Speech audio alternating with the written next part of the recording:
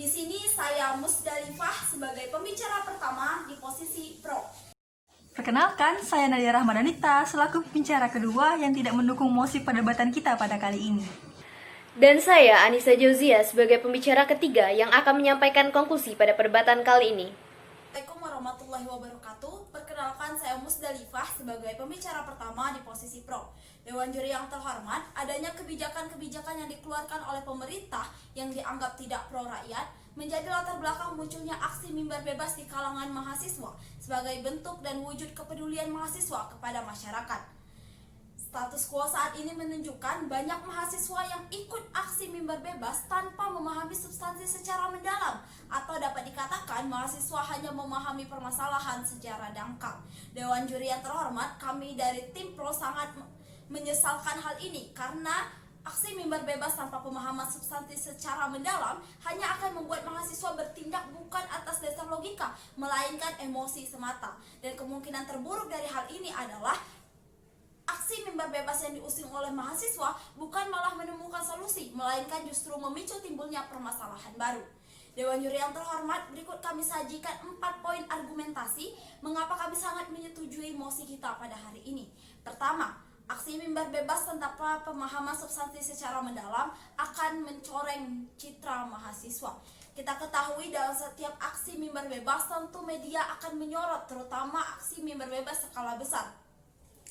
Dan sorotan-sorotan dari media ini tidak memungkinkan untuk media bertanya kepada mahasiswa apa yang menjadi substansi dan pokok permasalahan dari mimbar bebas tersebut. Tapi apabila mahasiswa menjawab tidak tahu atau ragu-ragu, hanya ikut-ikutan, maka tentu hal ini akan mencoreng citra mahasiswa sebagai kaum intelek, yang mana mahasiswa harus bertanggung jawab atas atas citra tersebut. Selain itu juga secara tidak langsung akan berpengaruh pada nama kampus yang diwakili oleh mahasiswa tersebut. Dan yang terburuk adalah aksi mimbar bebas tanpa pemahaman substansi ini akan mencoreng aksi pergerakan mahasiswa sebelumnya yang telah tercatat dalam sejarah sebagai bukti bahwa mahasiswa benar-benar andil dalam memperjuangkan hak rakyat.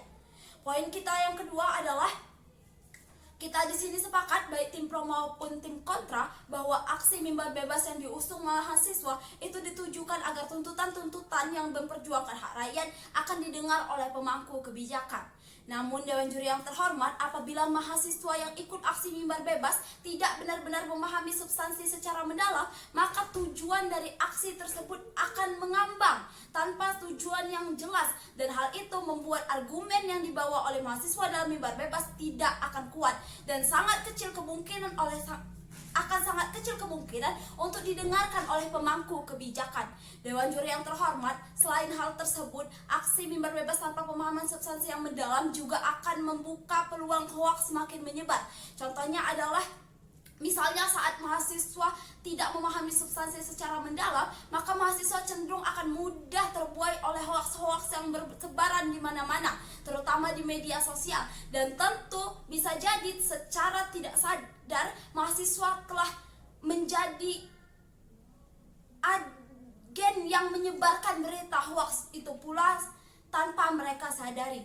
Dewan juri yang terhormat memasuki poin kami yang ketiga, yaitu ketidakpahaman mahasiswa akan pokok permasalahan akan banyak menimbulkan spekulasi dan prasangka bahwa aksi yang diusung oleh mahasiswa itu ditunggangi oleh kaum yang bergolongan oleh pihak-pihak yang berkepentingan, seperti yang disampaikan oleh Mendikti Bapak Muhammad Natsir pada tahun lalu, yang sempat menanyai mahasiswa mengenai apa substansi dan pokok permasalahan dari mimbar bebas ini. Seorang mahasiswa menjawab tidak tahu dan ragu-ragu, dan itu membuat Pak Natsir langsung berpikir bahwa aksi yang dibawa oleh mahasiswa tidak murni untuk memperjuangkan hak rakyat, melainkan ditunggangi oleh pihak-pihak yang berkepentingan. Sungguh ini sangat fatal sekali, Dewan juri yang terhormat.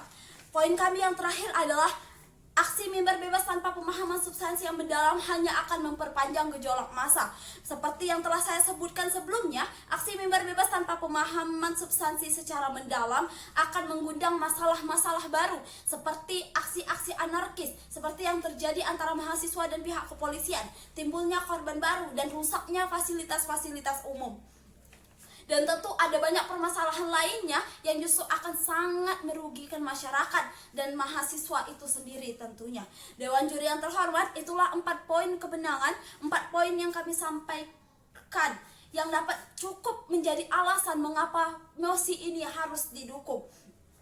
Dewan Juri yang terhormat, best skenario yang dapat kami tawarkan oleh tim pro adalah sebaiknya sebelum melakukan aksi mimbar bebas, setiap organisasi seperti BEM atau organisasi kampus lainnya itu harus terlebih dahulu melakukan pencerdasan kepada kepada masa aksi, agar masa aksi yang turun untuk melakukan aksi mimbar bebas benar-benar memahami apa yang menjadi pokok permasalahan dari mimbar bebas tersebut. Baik Dewan Juri, sebelum saya menutup, kami dari pihak pro menantang pihak kontra untuk memberikan alasan yang paling logis mengapa pihak kontra tidak menyesalkan aksi mimbar bebas oleh mahasiswa yang tidak memahami substansi secara mendalam. Demikian dari saya. Wassalamualaikum warahmatullahi wabarakatuh. Assalamualaikum warahmatullahi wabarakatuh. Perkenalkan, saya Nadia Rahmadanita selaku pembicara kedua sebagai tim kontra. Dewan Juri yang terhormat, kami selaku tim kontra sepakat tidak menyesali mahasiswa yang mengikuti aksi mimbar bebas tanpa memahami substansi lebih dalam. Dan kami juga akan menjawab tantangan dari tim pro yang menanyakan alasan kami mengapa tidak mendukung mosi perdebatan kita pada kali ini. Di dalam suatu aksi mimbar bebas terdapat 3 komponen yang harus dipenuhi agar aksi mimbar bebas tersebut dapat berjalan dengan lancar. Komponen yang pertama yaitu adanya skema aksi massa, yang kedua adanya unsur-unsur advokasi kebijakan, dan yang ketiga adanya langkah-langkah advokasi kebijakan. Di komponen yang pertama yaitu skema aksi massa terdapat bagian frontlines atau garis depan, yaitu adanya pelobi, jubir, dan juga oraton. Dan mereka inilah yang harus berhubungan langsung dan berbicara langsung kepada pemangku kebijakan, dan mereka harus mengetahui dan memahami substansi lebih dalam atas tuntutan yang mereka sampaikan kepada pemangku kebijakan.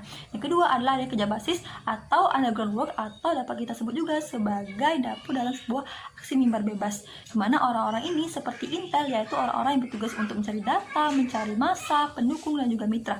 Dan orang-orang ini telah melakukan sebuah pendidikan kader atau suatu pencerdasan kepada para mahasiswa atau orang-orang yang akan melaksanakan sebuah aksi mimbar bebas tersebut. Dan orang-orang ini juga yang akan memobilisasi suatu massa dalam suatu aksi mimbar bebas. Yang ketiga adalah kerja pendukung atau supporter unit, yaitu para mahasiswa atau orang-orang yang hanya sebagai anggota, dan para orang-orang inilah yang berada di pihak bagian paling belakang dalam suatu aksi mimbar bebas. Dan di bagian inilah yang kebanyakan para mahasiswa yang tidak memahami substansi lebih dalam atas tuntutan yang mereka sampaikan kepada pemangku kebijakan. Mengapa kami mengatakan bahwa kerja pendukung ini harus ada dan para mahasiswa tidak harus memahami substansi lebih dalam? Dikarenakan di dalam suatu aksi mimbar bebas memang memerlukan massa yang banyak, sehingga semakin banyaknya massa maka akan dapat membuat pemangku kebijakan semakin terdesak.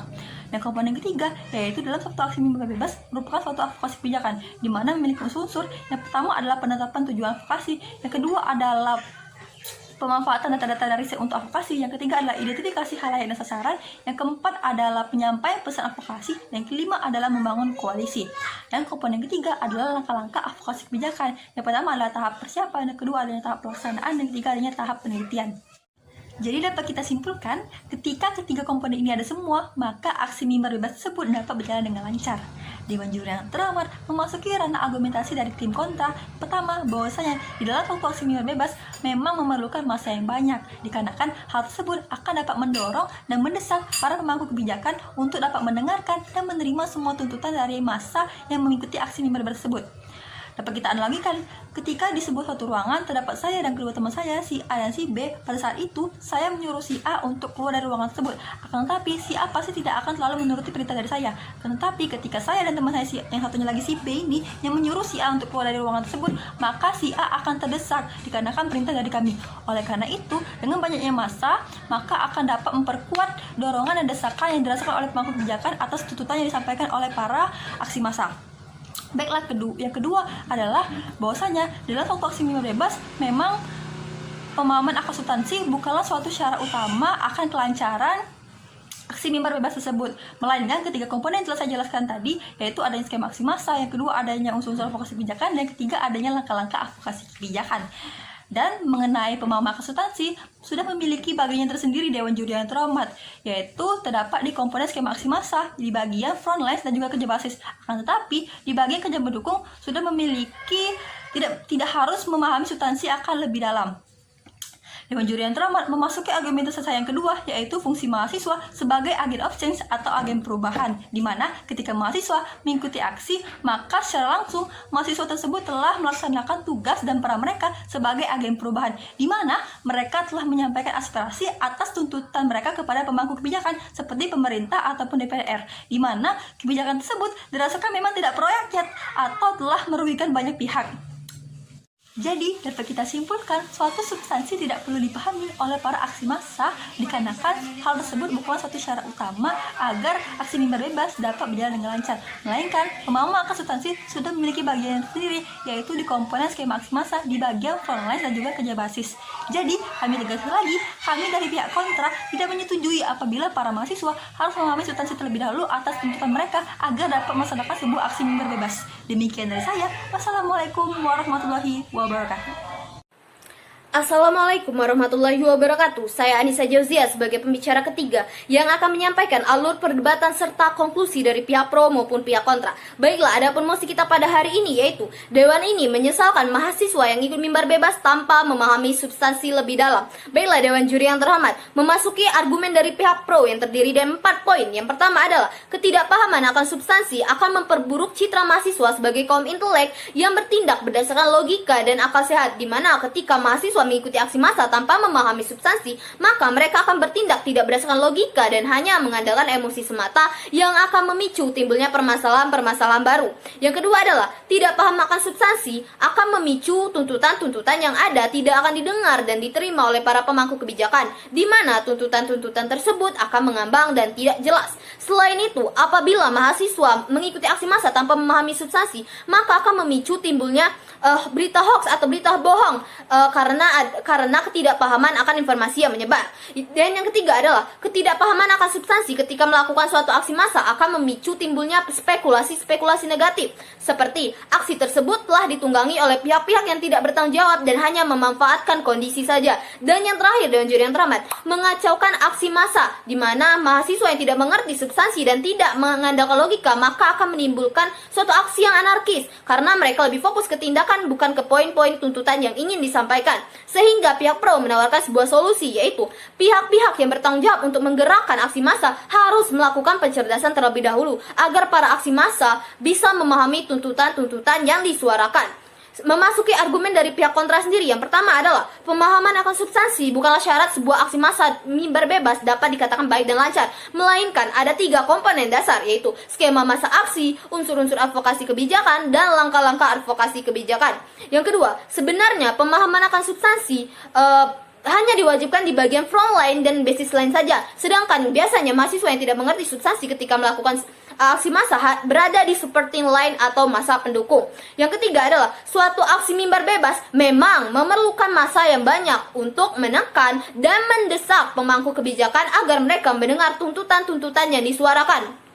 Dan yang keempat adalah fungsi mahasiswa sebagai agen of change, di mana mahasiswa yang sudah melakukan aksi massa meskipun tidak memahami substansi, setidaknya mereka telah menjalankan peran mereka sebagai agen of change atau agen perubahan dengan menyampaikan keresahan-keresahan akan suatu kebijakan atau pendapat-pendapat rakyat yang dirasa kebijakan dibuat oleh pemerintah tidak pro rakyat dan tidak memikirkan kepentingan bersama. Sekian dari saya. Wassalamualaikum warahmatullahi wabarakatuh dan terima kasih.